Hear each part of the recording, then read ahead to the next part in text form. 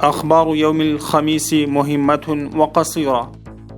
طالب حاكم مقاطعة كابول الشيخ محمد قاسم خالد في اجتماع مع رئيس مقر اليوناما وممثلين عن استقطاب المانحين لتنفيذ مشاريع البنية التحتية والمساعدات الشتوية في مناطق المقاطعة المذكورة.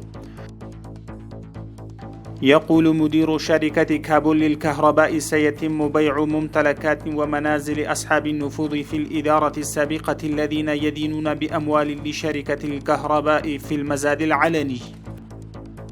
التقى مدير التنفيذي لبلدية كابول ببعض السكان على الطريق المرتبط بين منطقة برشي وكمبني في العاصمة كابول من أجل التعرف على المنتجات المحلية ودعمها. أقيم معرض وطني في فندق انتركونتيننتال.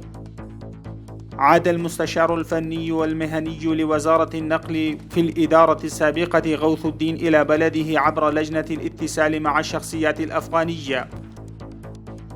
تخرج اليوم 129 طالبا من الكتيبة الأولى بالمدرسة العسكرية التابعة لوزارة الدفاع الوطني من الصف الثاني عشر في سلسلة احتفالات خاصة. وزارة الأشعال العامة تقول يستمر أعمال بناء الجدران الاستنادية في طريق غزني كرديز.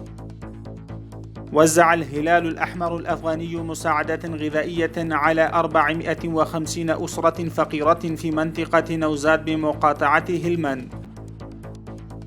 قام المدير العام لشركة الكهرباء الأفغانية الحاج مولوي محمد حنيف حمزة والوفد المرافق له بزيارة مقاطعة بغلان ضمن رحلات عملهم إلى المقاطعات الشمالية.